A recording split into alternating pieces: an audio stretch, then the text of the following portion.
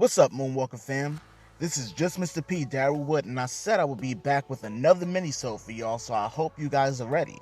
Now, this minisode takes us on a musical journey on the story behind one of my favorite tracks by the Jacksons. Or was it? Now, the song I'll be talking about goes a little something like this, and bear with me. Don't blame it on sunshine. Don't blame it on the moonlight. Don't blame it on the good times. Nah, let me stop. I'm just kidding. But y'all get the gist of what song I'm talking about based upon my horrific singing. Yes, but it's Blame It on the Boogie. And this song is a song whose history I don't hear much about, going on. But doing a little reading recently and seeing that this song, Blame It on the Boogie, was written by Elmar Crone, David Jackson, and his brother, who was an artist also named Michael Jackson, but his name is Michael George Jackson, but he also goes by Mick.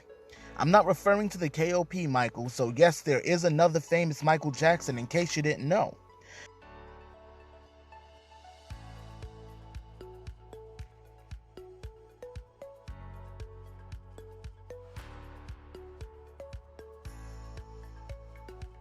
Well, we'll call the other Jackson by his nickname Mick so this doesn't get confusing at all. The story goes, the management team for the Jacksons at the time attended MIDM, which is short for Marché International du Disque et de l'Édition Musicale. If I'm not pronouncing it right, please don't rip my head up in the comment section because my French is pretty bad. But anyways, this event was an event where industry heads, producers, artists, and more could showcase their recent music as well as trade off and sell what they had produced. Now, the Jacksons management team heard Mick Jackson's version of Blame It on the Boogie live in 1977 at the MIDM showcase. And of course, this being a meeting of industry figures, a discussion came up about how great the song Blame It on the Boogie was. The conversation would be between Mick Jackson's publishers and the Jacksons management, in which the song would be given to, knowing that it was being planned on being released in the UK and France.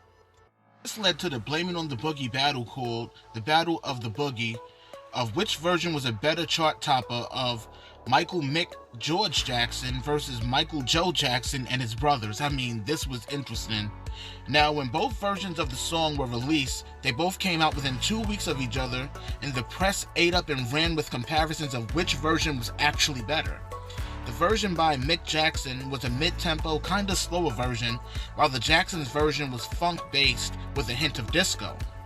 Radio stations got onto the battle bandwagon. BBC Radio 1 only played the Jacksons' version, while Capital Radio only played Mick Jackson's version. The music press was equally split.